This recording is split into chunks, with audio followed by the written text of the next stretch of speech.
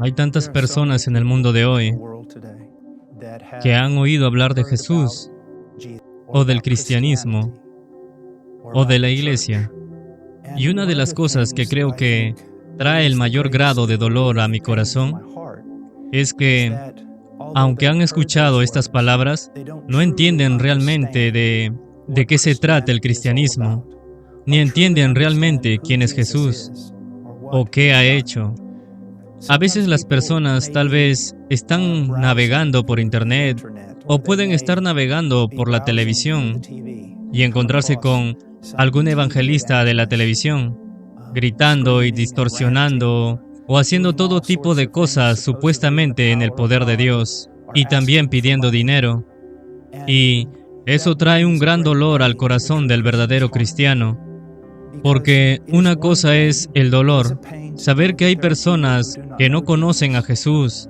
Es un dolor mayor saber que muchas veces Jesús y el cristianismo están siendo distorsionados. Y esto para que muchas personas endurezcan su corazón contra Jesucristo, un cristianismo que no es la versión verdadera de Él. A veces lo que quiero que sepas, que te encantaría tener una reunión con todas y cada una de las personas así, para poder explicarles lo que realmente es el cristianismo y lo que realmente es el evangelio, para que si lo rechazan al menos rechacen lo que es, o si lo aceptan, al menos acepten la versión verdadera. ¿Qué es el cristianismo? Bueno, supongo que las respuestas encontradas en el nombre cristianismo tienen que ver con la persona de Cristo. Ahora, ¿qué es Cristo? Bueno, es una versión en inglés de un término griego que representa en realidad una idea hebrea, una promesa hebrea. Y esa es la promesa de un Mesías, de un ungido, un libertador. La Biblia comienza en el libro de Génesis con Dios creando al hombre, y este mundo fue bueno, pero quizás más allá de nuestra comprensión, pero no obstante cierto, entendemos que el pecado entró en la rebelión de este mundo contra Dios, lo que condujo a una separación entre un Dios justo y amoroso y un hombre pecador y muchas veces odioso. Y esta división entre Dios y el hombre condujo también a la gran división entre el hombre y el hombre. De modo que el mundo que ves a tu alrededor el día de hoy es el resultado de la caída del hombre, es el resultado del pecado. No importa si creas algún tipo de utopía política, no importa si el materialismo abunda en el hogar de todos, nunca vamos a escapar de la realidad, de nuestro pecado y nuestra separación de Dios.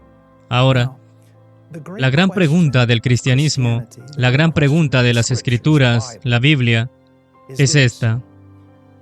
Si Dios es santo y no puede tener nada que ver con el pecado, si Dios es justo y siempre debe enfrentarse al pecado, ¿cómo podría reconciliarnos con Dios? La Biblia enseña en Romanos 3:23, por cuanto todos pecaron y están destituidos de la gloria de Dios. Ahora, puedes discutir con mi terminología, pero no puedes discutir con la verdad. Vemos maldad en este mundo. Si no crees lo que estoy diciendo, simplemente enciende las noticias, o lea su periódico, o estudie algo de la historia humana, y verás que es una historia de humanos haciendo cosas horribles a otros humanos, de pecado abundante, de ruina, de naciones levantadas y de naciones siendo destruidas, de personas oprimidas, violencia que ocurre sin razón aparente. Es el resultado del pecado. ¿Cómo puede el hombre pecador reconciliarse con un justo Dios cuya justicia exige que sean castigados? La respuesta se encuentra en la persona de Jesucristo. La Biblia nos enseña que Dios es una Trinidad, Dios Padre, Dios Hijo y Dios Espíritu Santo. Y para lograr la salvación del hombre, Dios haría algo milagroso, sobresaliente, inefable e incomprensible. Él nos mostraría su amor y lo haría en su justicia. Él condena nuestra maldad, pero en su amor, Dios se hace hombre en la persona de Jesús de Nazaret, la única persona histórica, Dios interviniendo en la historia humana, y este Jesús de Nazaret vivió la vida perfecta que tú y yo nunca podríamos vivir, nunca hemos vivido, y luego va a una cruz. Ahora, la mayoría saben esto, saben acerca de la cruz romana. Probablemente hayan visto películas sobre eso, sobre cómo Jesús fue clavado allí con una corona de espinas colocada en su cabeza, y todo esto fue hecho por nuestros pecados. Pero lo que es imposible demostrar, incluso en la mejor de las películas, es que se necesitó más que la muerte física de Cristo para pagar por nuestros pecados. En la cruz, nuestros pecados fueron puestos sobre Él, y luego todo el castigo del Dios Santo y Justo cayó sobre la cabeza del Hijo de Dios.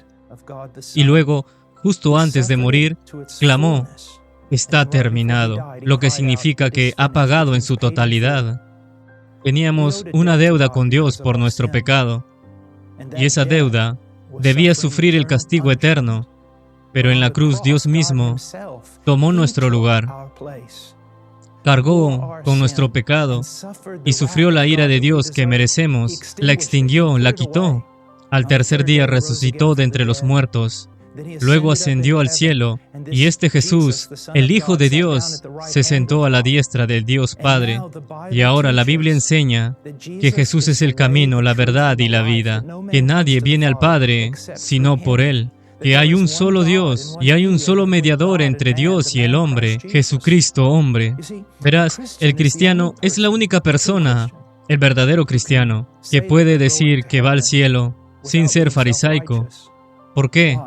En otras religiones, ¿cómo se llega al cielo? Llegas al cielo siendo bueno, ganándolo. El cristianismo, no estás reconciliado con Dios a través de tu propia virtud o tu mérito, sino que estás reconciliado con Dios a través de la virtud y el mérito de su Hijo. Tengo gran seguridad de ser reconciliado, siendo aceptado por Dios. ¿Por qué? Porque hace más de 2000 años el Hijo de Dios murió en el lugar de este pecador y pagó mi deuda. No confío en mí, mis buenas obras, ni en mi iglesia, ni mis deberes religiosos. Es solo Cristo. Y tú puedes decirme, tú no entiendes, he pecado tanto. Todos hemos pecado mucho, pero su muerte es más poderosa que cualquier pecado que hubiéramos podido cometer. Su muerte es suficiente para pagar todos tus pecados. Dices, bien, ¿qué debo hacer?